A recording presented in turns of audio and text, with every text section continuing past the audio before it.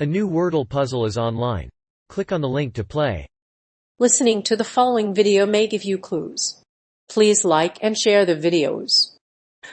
HSE services disrupted as medical scientists strike over pay parity with biochemists. A medical scientist's strike over pay parity with biochemists is impacting HSE services. Despite the recent deferral of action, it is still unclear if the strike will be resolved in the Building Momentum Public Service Pay Agreement. Burnout among medical scientists is fueling the recruitment and retention crisis. The medical scientists have long been at odds with HSE management, and a recent industrial action has only fueled this tension. Medical scientists strike over pay parity with biochemists.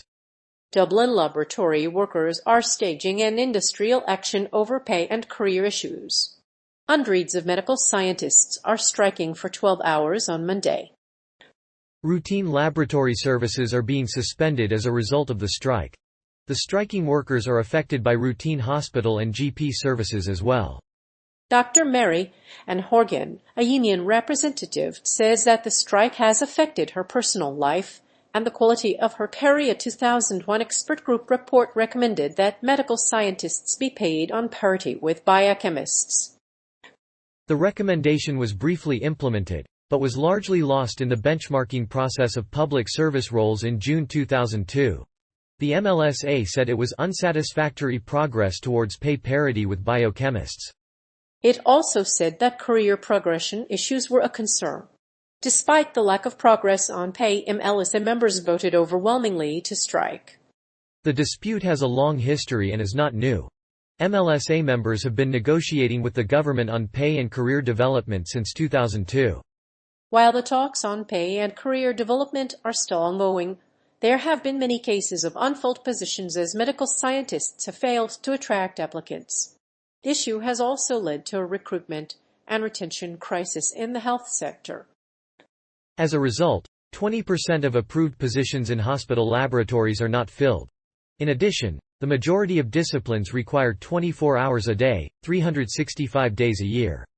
Some scientists spend more time in a laboratory than at home. A senior HSE official has warned against further strikes by medical scientists.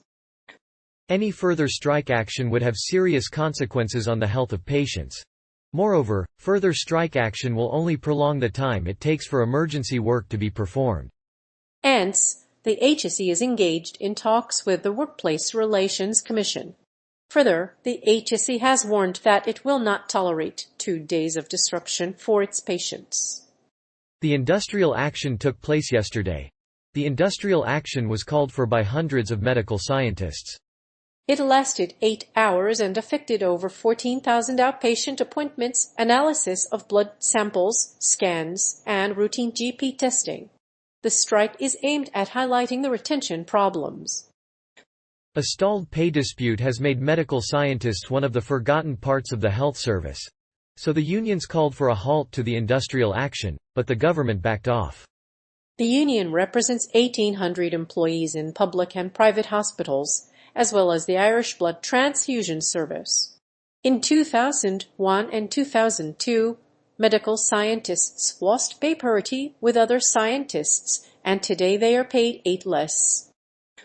Despite these difficulties, the medical scientists have a long and important history. They are proud to serve the medical profession, and deserve a fair pay system. So the unions are not taking the strike lightly, but it is a sign of strength and unity in the field. Services disrupted by industrial action. More than 2,000 medical scientists are taking industrial action over a decades-long pay dispute. They are demanding parity with their colleagues working in laboratories. These scientists carry out a range of diagnostic tests and analyze tissue samples. If the dispute is not resolved soon, patients will suffer disruption to healthcare services. Despite the threat of industrial action, HSE has made every effort to avoid any disruption to services. The HSE has rescheduled procedures and appointments as a result of the strike and has said it is negotiating with all parties to avoid industrial action. The HSE says that it is disappointed in the industrial action by the medical scientists and continues to engage with them to avoid industrial action. However, the Department of Health says it is disappointed that the dispute has not been resolved and that the strike action is breaching the terms of the public sector pay deal. While the industrial action has caused a significant disruption to HSE services, it is important to remember that many medical scientists have been raising concerns about their recruitment for several years. Despite the difficulties, they managed to avoid industrial action during the recent pandemic. Instead, they have been working extremely hard under difficult conditions. However, the Medical Scientists Association is still negotiating with the Workplace Relations Commission and is committed to working with them to ensure pay parity. Today's strike will continue for a further 2 or 3 days if there is no agreement on the issue. The strike is a result of the long-standing pay dispute between medical scientists and biochemists. Medical laboratory scientists are currently paid 8% less than their biochemist colleagues. The union says that this disparity is unacceptable. It is attempting to achieve parity between the two professions, and the HSE is urging employers to address the issue. Despite the difficulties of the dispute, the striking workers have demonstrated that it is vital to find a solution to the pay parity problem. This is particularly crucial given the current shortage of medical scientists and the difficult recruitment and retention issues that these workers face. If these workers don't get fair pay, the medical services system will be at risk of deteriorating. They also face serious career concerns that are affecting their recruitment and retention rates. This latest round of strikes is a blow to the health service. As many people know, medical scientists are vital for the provision of quality health care. They carry out identical tasks and are a vital part of the health service. However, their pay is 8% less than their colleagues, and they don't have as many opportunities for career development. And with the increasing workload, they face significant difficulties in recruitment and retention. Recruitment and retention crisis fueling burnout among medical scientists. The recruitment and retention crisis in the healthcare sector has exacerbated the situation, with vacancies in some disciplines going unfilled and pay levels falling significantly. A recent expert group report called for equal pay for biochemists and medical scientists, but, despite being implemented for 2 months, the recommendations were lost in the public service benchmarking process of 2002. Despite the recommendations, the recruitment and retention crisis in the healthcare sector continues to aggravate the situation, with 20% of approved posts going unfilled in hospitals. In some disciplines, researchers spend more time in the lab than they do in their homes. Recent research shows that more than half of us physicians and 1/3 of nurses are suffering from significant symptoms of burnout. Physician burnout is linked to long work hours and many other factors, and is more prevalent among those working in frontline specialties. Over 1/3 of physicians also experience depression. Burnout has numerous effects on the performance of medical professionals and is likely to exacerbate the physician shortage. This article outlines the prevalence of burnout, its causes, and the possible solutions. A lack of research funding is the major cause of burnout among medical scientists. Fortunately, there are some solutions to the recruitment and retention crisis. A 5-year program for medical students that teaches research methods and promotes critical thinking skills has been devised by Mount Sinai.